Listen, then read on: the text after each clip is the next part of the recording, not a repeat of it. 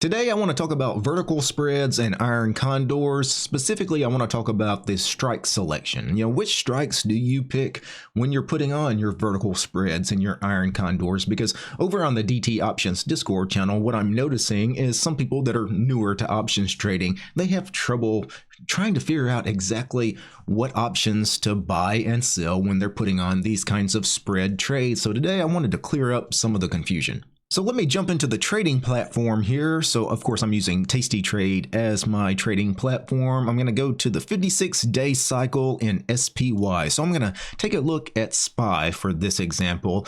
And you can see SPY has dollar-wide strikes. So this is very nice because we can really pick whatever size vertical spread or iron condor we want to trade. We can trade anything from $100 to $200 to $300 because dollar-wide strikes represent $100, right? Everything in options, remember, is times 100. So if I do a put credit spread, and this is just an example, if I do the 557 short strike and the 557 long strike for the puts here, you can see they're only $1 apart. So that's a $100 spread, right? $1 is $100, meaning you divide up your potential reward and your potential max loss, they should equal $100 because that's how much is in between the spread, $100. So in this case, I'm going to receive a credit of $31. That's my potential max reward. So my max loss would be $31 minus 100. So 69 would be my max loss. You can see right here, max loss 68 because the max profit is now 32. The market is open. So these numbers are fluctuating,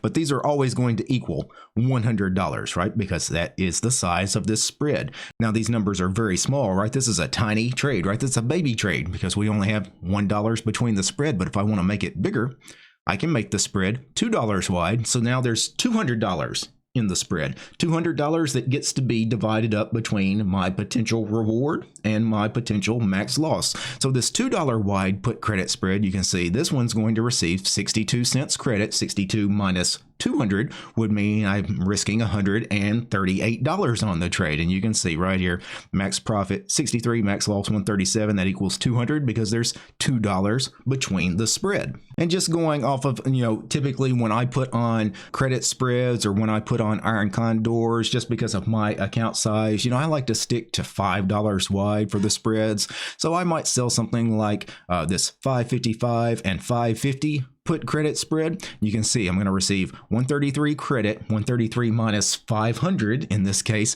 would be 367. So you can see my max profit 133, 367 together they equal $500, right? Because this is a $5 wide credit spread. So anytime you're selling a put credit spread, a call credit spread, or an iron condor, which is a combination of a put credit spread and a call credit spread, the very first thing you need to decide is how big of a spread do you want? Do you want potentially $100 at risk on the trade, $200 of risk on the trade, $500 of risk on the trade, or maybe $1,000 of risk on the trade? Well, depending on that number, that's going to determine how big you want this spread. Do you want it to be really narrow? This is a very tiny baby trade. If I go out $10 wide, this is something much bigger. And you can see, if I go back to the dollar wide spread here, I'm receiving $28. My max loss is only $72. Again, a baby trade. But if I make it $10 wide, now I'm receiving a credit of $238, but my max loss is now $763. So this is a much, bigger trade. So ultimately, you have to decide for your account size, what is going to be kind of your go-to width on these. Again, for me, just my account size, what I'm comfortable trading, I like typically risking, no more than $500. So I stick to $5 wide credit spreads and iron condors. But again, that's just for me. Again, your account, your risk tolerance could be a little different, but whatever that number is, you need to figure that number out before you go and place these trades. Because I see some people like with really small accounts, and I saw, one today where somebody was doing like a $15 or $20 wide spread on one of these, and this is a huge trade, right? In this case, I would be receiving a credit of around $4 on a max loss of $1,600. And, you know, if you only had, for example, $10,000 of net lick in your account value, right?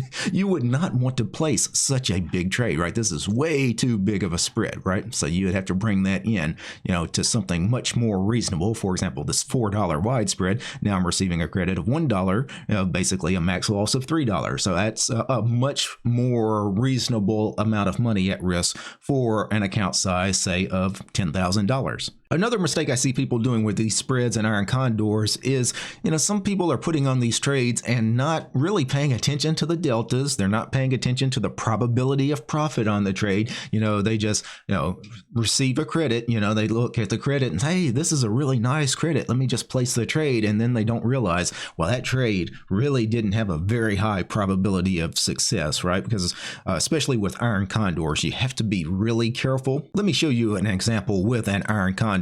So I'm going to change ticker symbols. Let me go to something a little smaller as far as a share price. So let's go to Google. And that way I can display the iron condor on one screen. I don't have to scroll as much. Google is a much smaller share price compared to SPY. But I'm going to put on a typical kind of iron condor, a one standard deviation iron condor, right? So I'm going to put this on and I'm going to receive a credit of $1.20 on a max loss of about $3.80 because I went $5 wide. I had to go $5 wide here in Google because they don't have dollar wide strikes, but $5 on the spreads means $500 on the trade. So whatever I get for a credit, $1.20 in this case means $1.20 minus 500, right, is 380. So 380 is my max loss. And this is kind of my typical iron condor. I like to go about 20 deltas, you know, I would say 15 to 20 deltas is where I like to hang out because that gives me a nice profitability zone, right? So you can see my probability of profit is 63%. So I'm going to win about 63% of the time on this trade. That means, you know, for every 3 iron condors set up like this, I'm going to win on 2 of them on average. So that is what I like to do. I like to win on most of my trades, but some people really don't pay attention to the probabilities and the deltas. What they pay attention to is the credit. And, you know, you can get suckered into, hey, I would receive a really juicy credit if I moved all of these strikes in. You know, if I really made it tight, made it like a $10 wide iron condor as far as between the short strikes here, instead of receiving a $1.20 credit, now on this one, I'm receiving $3 credit. Wow, that's a really good credit, right? I'm receiving $3 credit on a max loss potential of only $200 because remember, $5 wide on the spreads here. So, you know, that seems like a really great trade, right?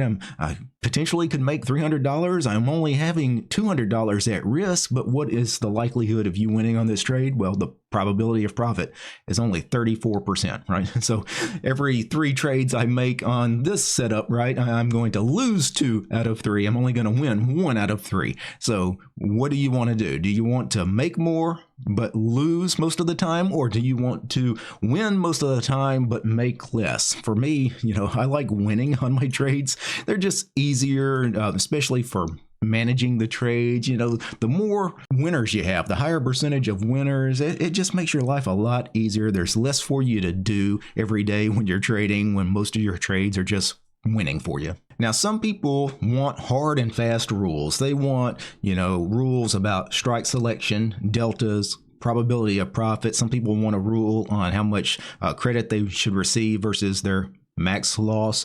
And you know what? It's going to differ from each trader to each trader. You have to come up with a set of rules that works for you. But if you want to know my rules, my general rules for put credit spreads, call credit spreads, and iron condors, let's cover my rules really quickly. Generally speaking, I want to risk 2 to make 1 on both put credit spreads, call credit spreads, and iron condor. So if I do a put credit spread, this $5 wide spread, it's $500 between the spreads. So if I want to risk 2 to make 1, essentially I need to get a credit of around $1.60 and I need to be risking about $3.40 for the max loss. And in this case, you can see I'm receiving a credit of 134, so less than $1.60, but just a little less, and my max loss is 366. I would be okay with this trade. And if I clear that out and do the same thing on the call side, maybe I sell this call credit spread here. This one, I'm only receiving a credit of 110, so I'm basically risking 4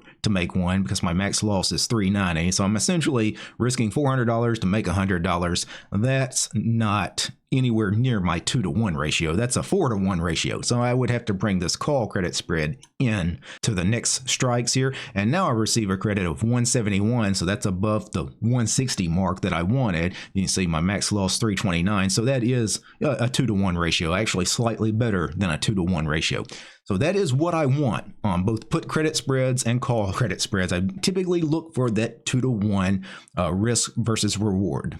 And ideally, I would like to get the same on an iron condor. So an iron condor obviously has 4 legs, but really when you're putting it on, think of it as the put credit spread and the call credit spread. And so if I want $1.60 credit, right? If I want to risk $340 to make $160 in credit for the iron condor, that means if I split up the 160 between both the put credit spread and the call credit spread, I need 80 cents on each side, essentially. So let's do a put credit spread, here around the 1 standard deviation mark. I'm only receiving 54 cents on this. So I might need to bring it in to see if I get closer to 80 cents. Here I get 84 cents. And then I need to do the same thing on the call side and hope I get about 80 cents. And I get around 70 cents on this, but it brings the total pretty close to my $1.60 mark that I wanted. You can see now I'm getting a credit of 153. So my max loss would be 347, right? So I'm risking essentially 2 to make 1. So this fits my parameters. So this is how I think about put credit spreads and iron condors. But again, these are numbers that I'm comfortable with. This ratio, this 2-to-1 ratio is something that I like. You may like something else. You may be more comfortable doing a 3-to-1 ratio or even a 4-to-1 ratio or whatever it happens to be. Ultimately, you have to have a plan though. As a trader, you don't want to just be putting on these credit spreads and these iron condors, and doing them different each time, choosing really far out deltas on some and really tight deltas on others. You have to have some kind of rules to stick by. So hopefully this video helps you guys out. I know, when you first start trading, especially, these put credit spreads and call credit spreads, these iron condors, they can be confusing, right? Because there's a lot of things to juggle. You have to figure out the strikes as far as the deltas, right? You have to decide that risk versus reward, and what your credit is versus the max possible loss. You have to figure out the probability of profit. Is that probability of profit number, is that okay with you, or do you want something a little better? And over on the DT Options Discord, I saw a couple of guys. We've got some people over there that are selling a lot of iron condors here in the last week. We've been putting on a lot of iron condors, and I see some of the guys that are putting on these iron condors. There's just a lot of inconsistency as far as the deltas they choose, the width of the spreads. Every iron condor they sell looks a little different. And generally speaking, when you become a trader, one of the things you need to practice is having a plan and just being consistent. So if you have an iron condor, you should know what your garden variety, my DT iron condor always looks the same. I'm always trying to get out around the 20 delta mark or so. I'm always trying to get that 2-to-1 risk versus reward. I would like at least a 60% probability of profit. Like that's DT's iron condor. I have that in my head every time I put one on. And I want you guys to start thinking like that as well. Now, for those of you that want to help support my work and this channel, please consider subscribing to the DT Options Discord channel. We have been having a blast over there. So I hang out in the DT Options Discord every trading day for the first hour that the market is open. And we do a lot of trading. We share our TASTYTRADE platforms or whatever trading platform you may be using. We talk about the trades that we currently have on. We talk about potential new trades. And of course, you guys can ask me questions if you're brand new to options and you're confused about things like the various Greeks like delta and theta, or you're not sure about what some of these strategies are. Maybe you don't even know what an iron condor is. I can walk you through the process. So please consider subscribing to the DT Options Discord channel. You'll find a link in the description below. Peace.